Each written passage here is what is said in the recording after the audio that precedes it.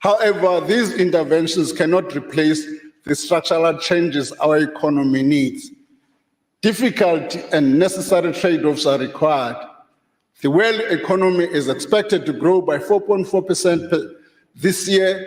This is lower than 4.9% we anticipated at the time of tabling the medium-term budget policy statement. The Omicron variant of the coronavirus caused many countries to impose restrictions to manage its spread. In addition, continued imbalances in global value chains have limited pace of the world economic recovery. The South African economy has not been insulated from these global developments. We have revised our economic growth estimate for 2021 to 4.8%, from 51% at the time of the tabling of the medium-term budget policy statement. This revision reflects, Madam Speaker, a combination of the impact of changes in the global environment along with our own unique challenges. Commodity prices, which have supported our economic recovery, slowed in the second half of 2021. Also, violent unrest in July and restrictions imposed to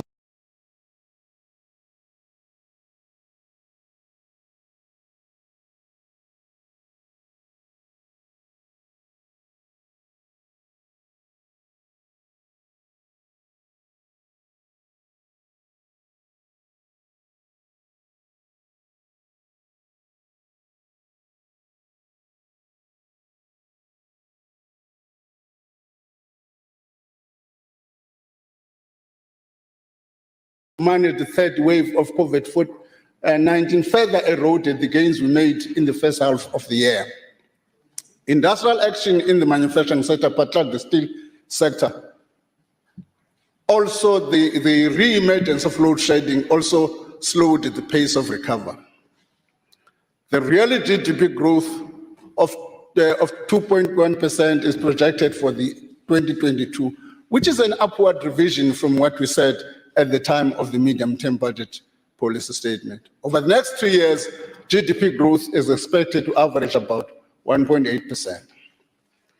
Tax collections since the time of the medium-term budget policy statement have been much stronger than expected. We now estimate revenue for 2021-22 to be 1.55 trillion. This is 62 billion higher than our estimate from the 4 months ago, and 182 billion higher than the estimate from the last year's budget.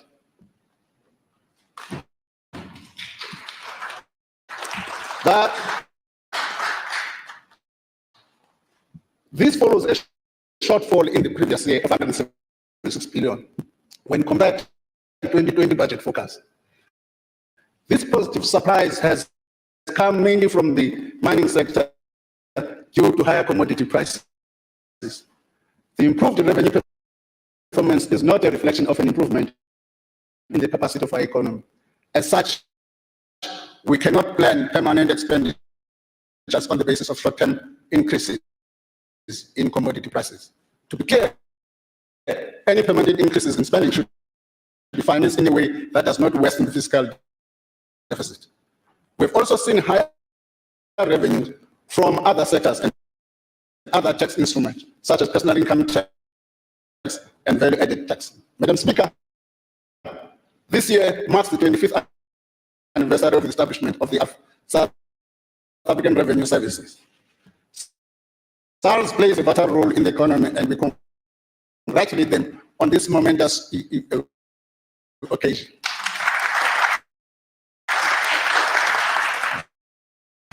We also welcome the current modernization of its infrastructure at border posts such as Bay Bridge to facilitate greater trade. Honourable members, more than 208 billion rand has been directed towards bailing out failing state institutions companies. Since 2013, frontline services and infrastructure reduced by 256 billion rand. In this budget, we are shifting from this trend and are restoring our focus on the four core functions of government. We're also on course to close key fiscal imbalances and restore the health of our public finances. Our debt burden remains a matter of serious concern. This year, government debt has reached 4.3 trillion and projected to rise to 5.4 trillion over the medium term. This huge sum is owed to lenders domestically and around the world. It incurs large debt service costs, averaging 230 billion rand annually over the medium term. These costs are larger than spending on each of the health, police, or basic education. For this reason, to support the economic recovery, in this budget, we are reducing the fiscal deficit and stabilizing debt.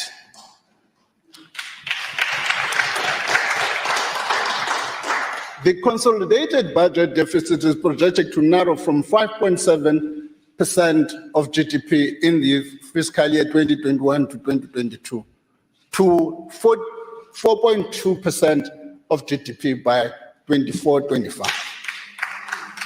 We now expect to realize a primary fiscal balance where revenue exceeds non-interest expenditure by 2023-24. The debt ratio will stabilize at about 75% of GDP by 24-25, and this is 3% points lower than we had projected when we tabled the medium-term budget policy statement. Can you see all of these things are positive?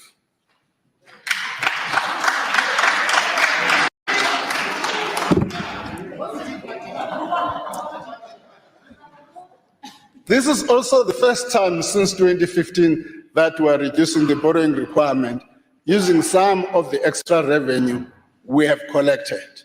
The borrowing requirements decreased by 135.8 billion this year, and a total of 134.1 billion over the next 2 years.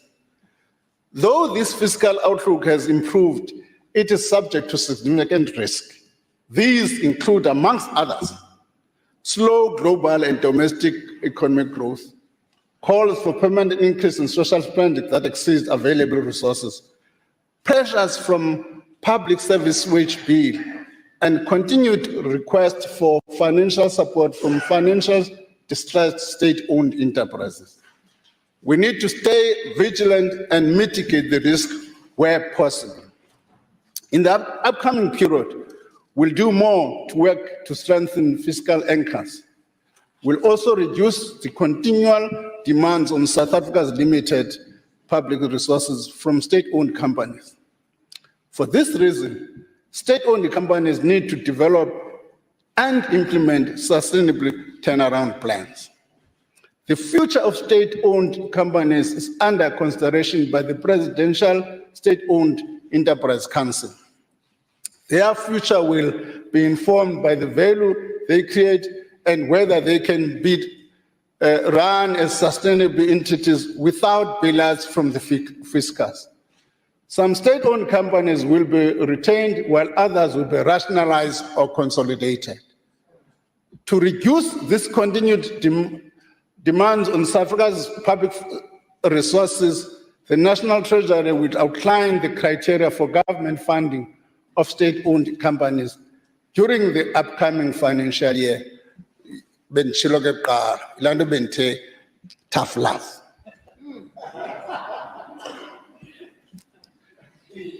We are aware that Eskom's debt situation remains a concern for its creditors and our investors alike. It's a major concern. Government continues to support Eskom to remain financially sustainable during this transition. To date, Eskom has been provided with 136 billion to pay off its debt, with a further 88 billion rand until 2025-26. We acknowledge, however, that Eskom is faced with a large amount of debt that remains a challenge to service without assistance. Whether That means, if I may just explain, people have said, if we dissect Eskom's debt, there's a component of it which they call distressed debt. Whatever Eskom can do, it can't be able to fund it. One or the other, we've got to create some magic within the fiscus to deal with that. I just wanted to explain that portion to be more explicit. The National Treasury is working on a sustainable solution to deal with Eskom's debt in a manner that is equitable and fair to all stakeholders. Any solution will be contingent on continued progress to reform South Africa's electricity sector and Eskom's own progress on its turnaround plan and its restructuring. We expect Eskom to take further steps towards cost containment, conclude the sale of assets, and implement operational improvement to enhance the reliability of electricity supply. The outcome of this work, which is legally and technically complex, will be announced within the next financial year. Madam Speaker, we have taken action to reform the electricity sector. This encompasses the lifting of restoration threshold for embedded generation to 100 megawatts. It also includes amendments to the Electricity Regulation Act of 2006 and the new generation projects that are coming online over the next few years.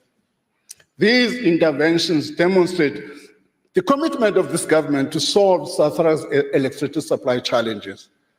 Madam Speaker, we have had more than a decade of economic stagnation. All true sustained economic growth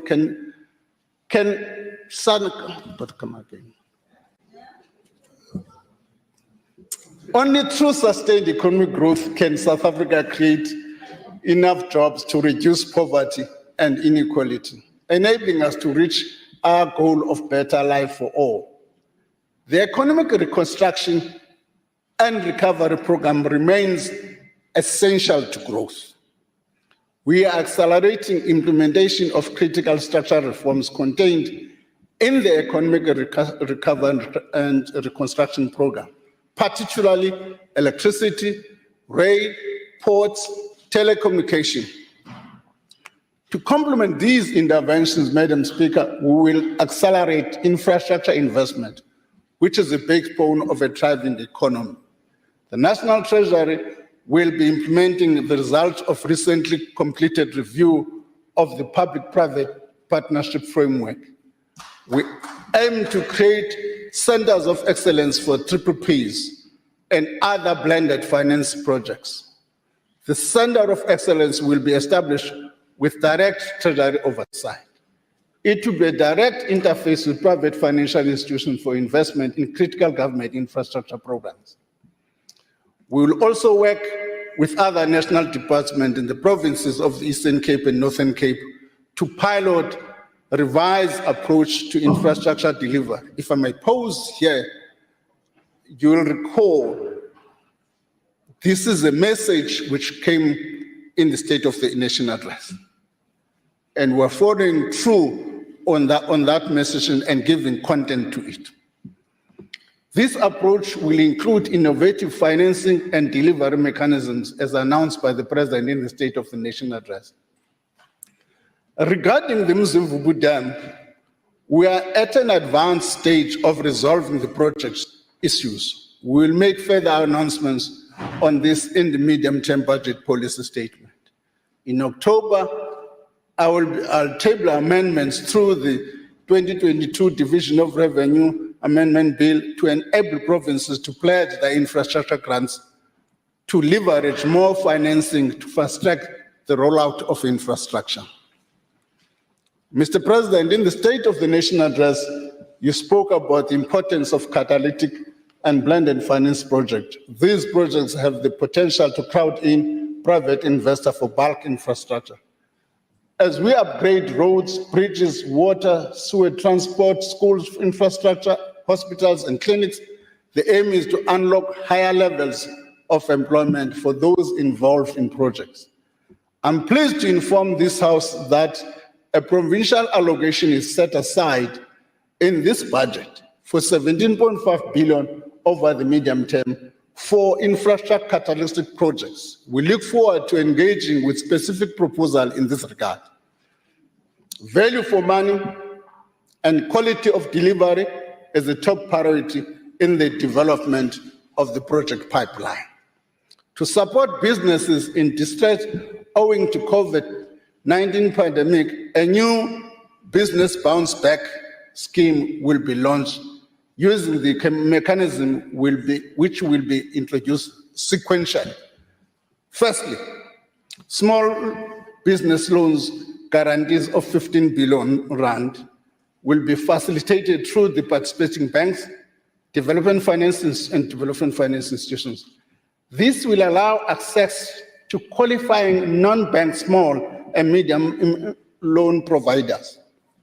Government will partner with loan providers by underwriting the first 20% of loss for banks and other eligible small and medium loan providers. The eligibility criteria, including the requirement for collateral, has been loosened.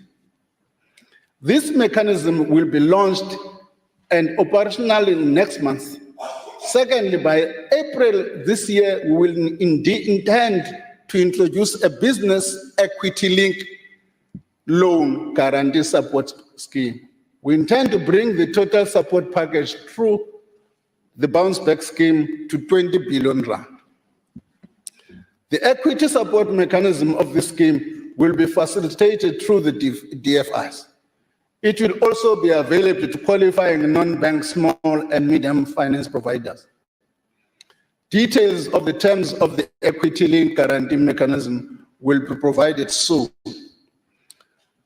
Over the medium term, 76 billion rand is allocated for job creation programs.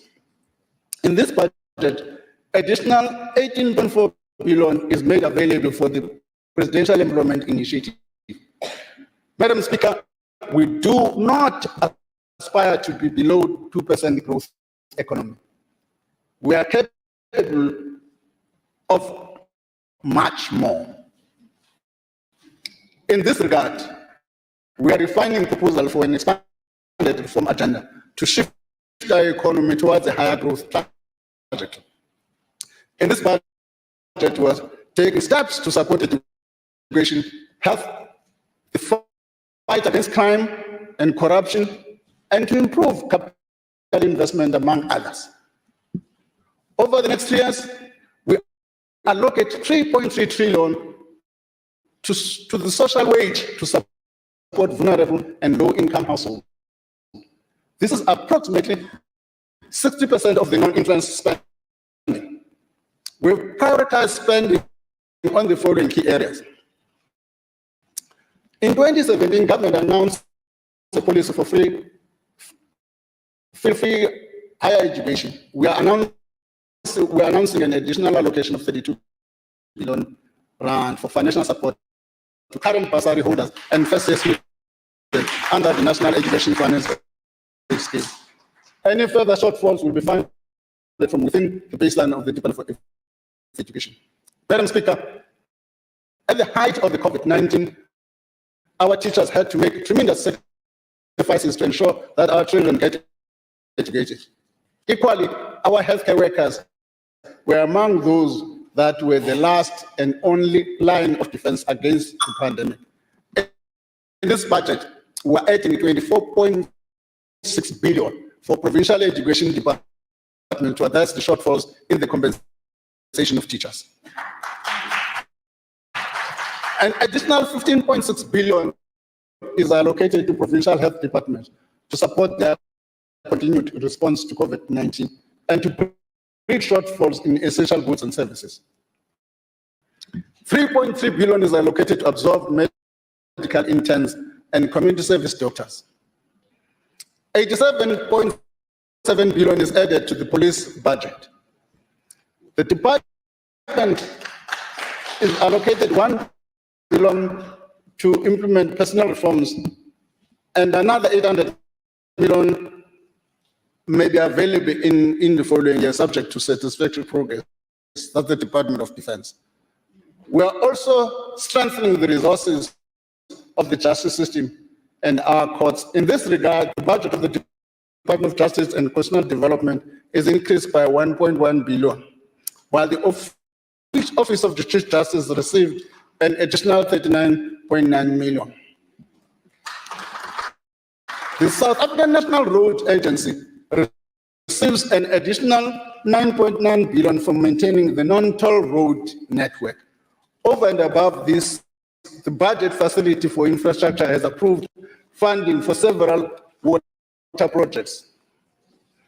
2.1 billion is allocated for raising the wall of the Klein Willem Dam. The Lipile water border is allocated 1.4 billion for the Olifantsfontein Ebenezer plants. The Umgeni Water Board is allocated 813 million for the Lower Mkomazi Water Supply Chain Scheme. I'm pleased to announce that the project to maintain 6 border posts, including Bait Bridge, is at an advanced stage of preparation. Feasibility studies have been completed, and a request for proposal will be issued in March 2022. Madam Speaker, we watch in outrage and sadness as flames devour the buildings in which our Constitution was born. I'm gratified to learn of the enthusiasm of South Africans who want to be part of rebuilding Parliament. I'm looking forward to truly national effort for this. The Department of Social Development will receive the largest allocation of 58.6 billion over the medium term for the following. First, to initiate a new extended child support grant for double orphans. This is to encourage the care of orphans within families rather than foster care. Second, to provide inflationary increases to permanent social grants. For 2022-23 fiscal year, the old age, war veterans, disability, and care dependence grants will increase by 90 rand in October. The foster care and child support grants will increase by a once-off 20 rand in April. Thirdly, 44 billion rand is allocated for a 12-month extension of the 350 social relief grant, total distress grant. Honorable members, the social relief distress grant was introduced in 2020-21 as a temporary relief measure in view of the plight of those who have lost economic opportunities and were adversely affected during the worst periods of the pandemic. These emergency grants added to the country's already extensive social safety net. South Africa now pays grants to more than 46% of the population. Finally, the 2022-23 contingency reserve is increased by a 5 billion rand. This provides for an amount already approved in the previous budget for the land bank to be paid in the new financial year. We remain committed, if I may come back to the land bank issue, precisely because of the difficulties in settling with the lenders on time. We couldn't make the transfer during this financial year. Progress is being made in settling with the lenders, and we think by the beginning of the financial year, we'll make progress, and we're making that 5 billion available for the next financial year. We remain committed to controlling those parts of the budget that are permanent in nature, including by arresting historical rapid increase in the public sector wage bill. Compensation spending will increase marginally from 665.1 billion in 2021-22 to 702 billion in 24-25, at an average annual rate of 1.8%. As indicated in 2021 medium-term budget policy statement, we have allocated additional funding of 20.5 billion rand in 2022-23 to meet the cost of implications of the 2021 Public Service Wage Agreement. A public sector labor summit is scheduled to take place as from the 28th to the 31st of March. This summit is an important opportunity for stakeholders to engage in building sustainable public services and remuneration guidelines. Basic municipal services require more support, especially for the poor. To address this, 28.9 billion is added to the local government's equitable share. Madam Speaker, we are making these allocations to uplift and provide services to our people. These funds must be used for the purpose they are meant for. Currently, 175 out of the 257 municipalities are in financial distress. We stand ready to work with Parliament and all oversight bodies to hold municipalities accountable for delivery of these services. At the same time, our municipalities and other institutions cannot survive if they do not receive payment from those who consume their services. We urge our people and government departments to pay their municipality bills. Municipalities are also required to improve their service delivery mechanism and to ensure that billing systems are fair and efficient. Madam Speaker, corruption is a major blight in our country. It has lowered our economic growth potential, made us physically more vulnerable, and severely weakened the capacity of the state. Accounting officers need to ensure that their procurement processes have integrity, provide value for money, and are free from interference from political people like me. We also need to be clear on what we are fighting. We must differentiate between corruption and minor transgressions and the rules of policy prescripts that are audited or as irregular expenditure. The National Treasury is engaging with Auditor General to continue to ensure transparent disclosures of minor transgression, but outside the financial audit process. As I indicated last year, the Public Procurement Bill will be tabled before this Parliament. In the light of the current Constitutional Court judgment on the preferential procurement regulations and the first Zondo Commission report highlighted abuses in state procurement, we are revising the bill to take account of these developments. We are also responding formally to the Zondo Commission report. In the meantime, we must take bold steps to improve state capacity and reduce the scope of procurement corruption. Working with SARS, the Investigative Directorate in the Office of National Director of Public Prosecution has brought charges against company director and a Gupta associate involved in the corrupt Estina dairy project. This is on charges of fraudulent VAT refund claims under declaration of plant and equipment expenses, exchange control violations. SARS is also recovering the fraudulent refunds that were claimed. We're also dealing with illicit trade. Just yesterday, SARS conducted a search and seizure operation. This operation uncovered another consignment of illegal tobacco products, bringing in the total of value of illicit tobacco seized during the pandemic to over 350 million. Overall, SARS has raised assessment of 18 billion additional duties, cancelled the trading licenses of 3 operators, liquidated 1 operator, and referred 18 cases for criminal prosecution. Finally, we're addressing the weaknesses in fighting fraud and money laundering identified in our recent mutual evaluation or our anti-monetary laundering system by what is called the Financial Action Task Force, what is called FACT. Madam Speaker, households and businesses are still under financial.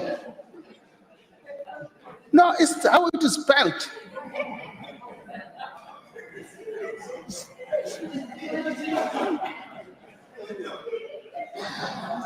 Households and are still under financial pressure and are coping with higher obligations, the effects of COVID-19 and increased fuel prices.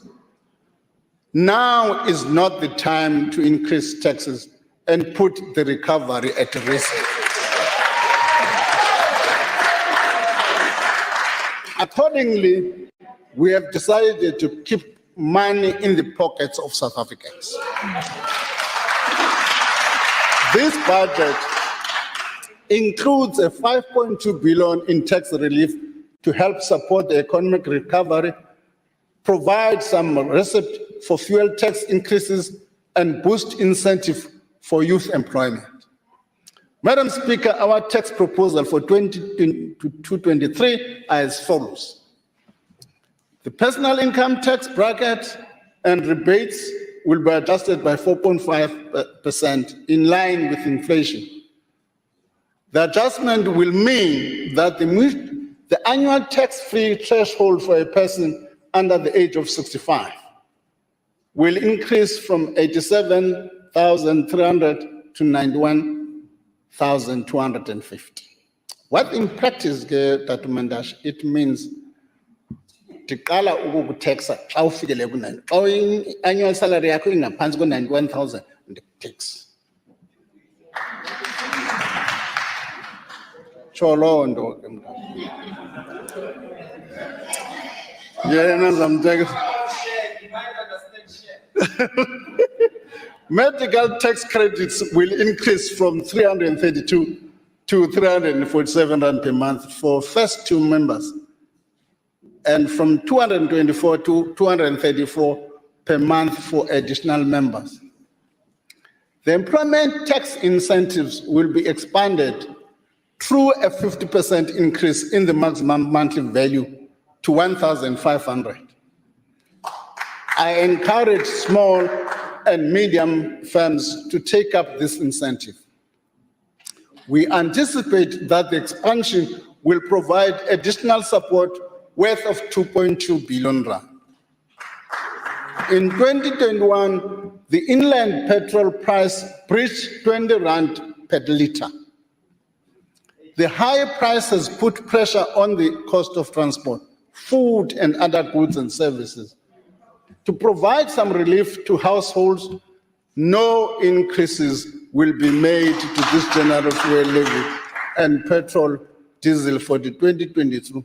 This will provide a tax relief of 3.5%.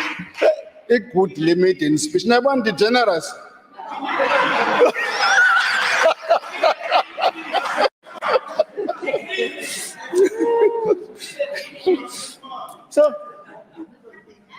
So that's 3.5 billion to South Africans. There will also be no increase in but before stepping the fuel increase, a sentence I've not inserted here. I've had discussion with the Minister of Mineral and Energy. We are in agreement. We've set up teams. The intention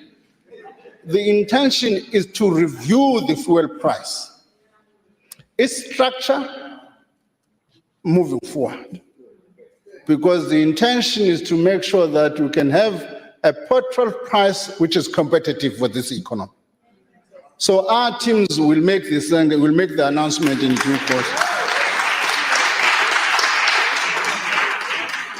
There will also be no increases in the road accident fund.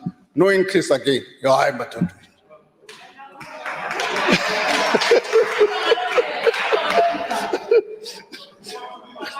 There is no increase on the accident levy. I've made the point between myself and Minister Mandasha to agree on the review of all aspects of the fuel price is needed. Our team have already begun to engage on this critical work. Restructuring the corporate income tax system is an important part of our efforts to create a conducive environment to business to grow, increase investment, and employ more people. As announced in the 2021 budget, the corporate income tax rate will be reduced from 28% to 27%. For companies with the years of assessment ending on or after the 31st of March 2023. This will be complemented by a base broadening measure to ensure that there's no negative impact on revenue. Excise duties on alcohol and tobacco will unfortunately increase by between 4.5 and 6%. The increase means that as from today, at 340 millimeter can of beer or cider will cost 11 cents more. A 750 bottle of wine will be 7 cents more expensive. A bottle of sparkling wine will cost an additional 76 cents.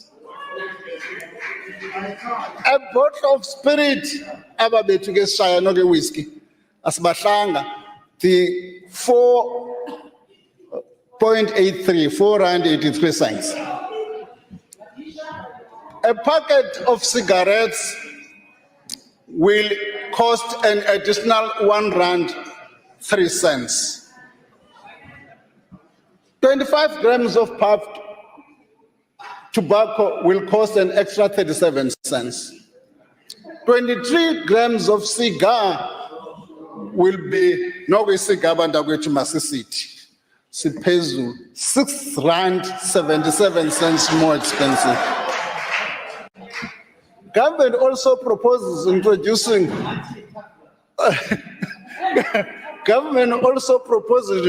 a new tax on vaping products of at least 290 per milliliter from 1st of January 2023. The rationale for that is not part of the tax system now. We've got to go through the processes required by law of consultations and all of the. I would have preferred to introduce it today. A new tax will also be introduced on beer powders. After 3 years of no changes, the health promotion levy will be increased by R2.31 per gram of sugar. Madam Speaker, the structure of the economy will need to change to adapt to the needs of addressing climate change. As we reduce emissions, communities must not be left behind as production shifts to greener solutions. There are opportunities to access international finance to help pay for this just transition. The National Treasury is working with the new head of Presidential Climate Finance Task Scheme on accessing these resources. Be transparent so early. I don't know about transparent, but be transparent before need for man. I don't know how does that work. The carbon tax is the main mechanism to ensure that we lower our greenhouse emissions. The carbon tax rate will increase from 134 to 144 rand, effective from the 1st of January 2022. As required by legislation, the carbon fuel levy will increase by 1 cent to 9 cents per litre for petrol and 10 cents per litre for diesel from 6th of April 2022. The first phase of the carbon tax with substantial allowances and electricity price neutrality will be extended to 31st December 2025. However, in line with our commitments at COP26, the carbon tax rate will be progressively increased every year to reach $20 per ton. In the second phase, from 2026 onwards, the carbon tax rate will have larger annual increase to reach at least $30 by 2030, and the allowance will rapidly fall away. As the allowances fall away, we urge all our companies that have not already done so to develop plans to progressively reduce their emissions over the next 10 years. Otherwise, they will face not only my tax, but have difficulty in exports. Our exporters will face overseas border taxes for carbon-intensive goods such as iron ore and steel, which will reduce their competitiveness. Madam Speaker, you will note that we have not increased taxes in the major revenue-generating categories such as personal income tax, VAT, and general fuel levy. We have reduced the corporate tax rate and broadened the tax base. However, let me restate my earlier caution that if there are permanent expenditure increases in the coming years, we have no choice but to revisit. We'll have to look at increasing some of the taxes we're calling. Madam Speaker, in these trying times, and without compromising our ability to collect revenue, we've managed through these tax proposals to keep money in the pockets of South Africans and to create conditions for greater investment in the economy. Just before the government, remember, somebody will say, oh, you said you've got 182 billion rand last year. You were transparent to you.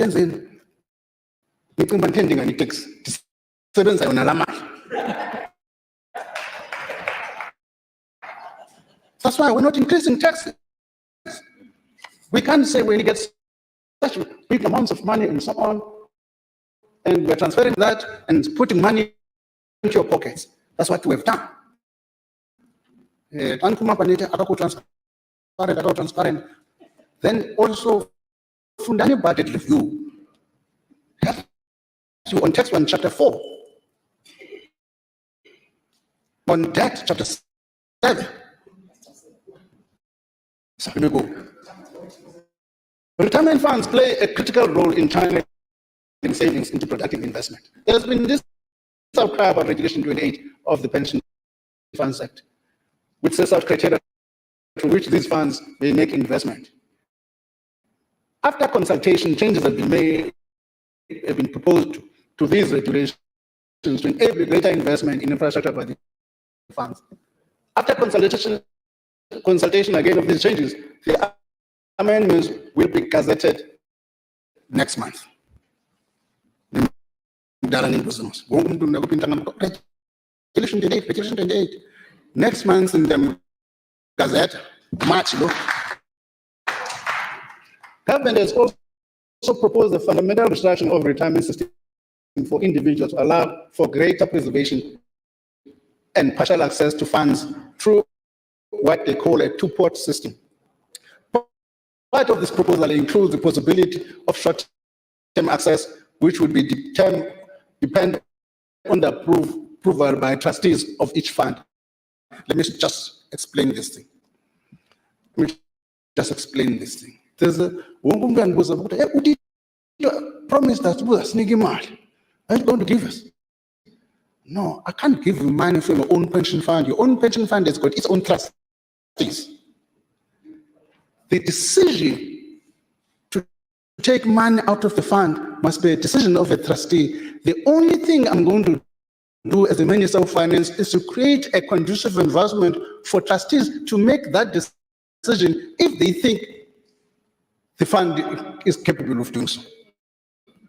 To Minister of Finance, what must copy man and go start in it? No. Think about it, bail.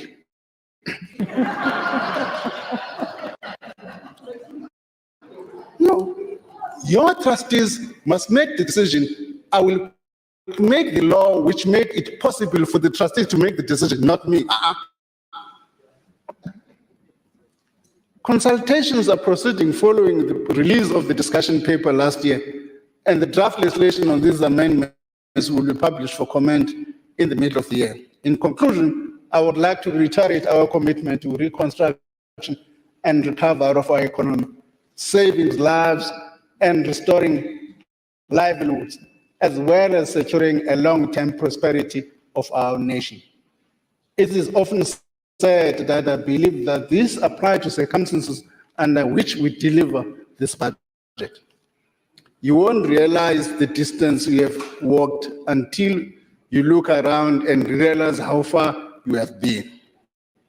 We have been on this journey for a long time, and we're still having long distances to walk before reaching our goal.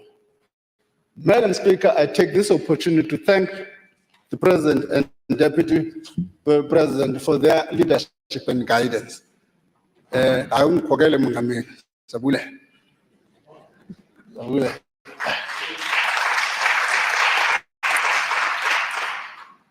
Thank my Deputy, Dr. Masondo, for his support. The Treasury team, led by the Director General, who's finishing 23 years this year, Dondo.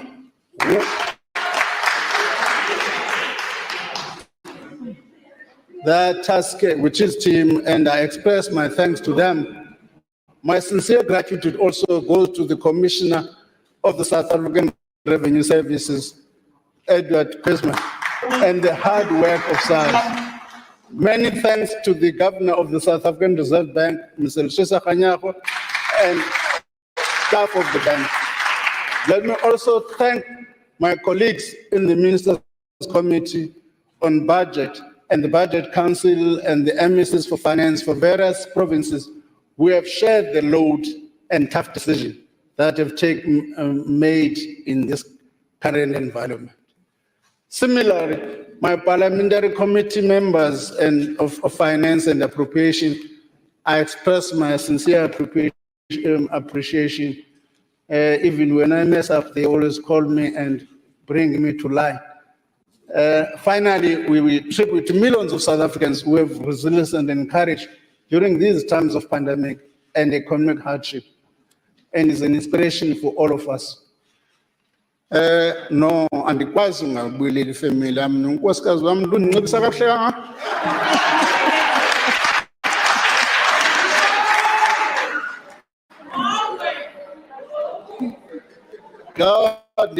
Ngaba ndiyamosha. I have got to thank umamfazi wami umamchawe bana ndiluka I look nice. With those few words, Madam Speaker, thank you very much.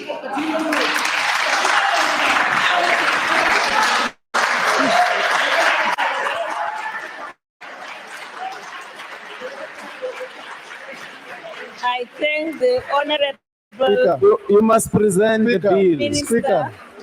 Speaker. Yes, Honorable Member. So the standard practice is that, I don't know whether we must stand up or sitting down. The standard practice is that when a Minister of Finance finishes the budget speech, must introduce the bills, which must be deliberated and then refer them to the committee. He did not do so. Honorable. He has not done so. So he's amateurish. He must go back and table the bills. Okay. He must go and table the bills there. We didn't hear him. Point of order. Take your seat, Honorable Mantashe. Take your seat. Take your seat, please. Thank you very much. Honorable Shivambu, you may have missed this right at the beginning of his speech. The Honorable Minister did table the documents. He must do it again. I wish to protect him now. Thank you very much, honorable members. The papers tabled by the minister will be referred to the relevant committee. That concludes the business for the day. The House is adjourned. Long live the Speaker! Thank you.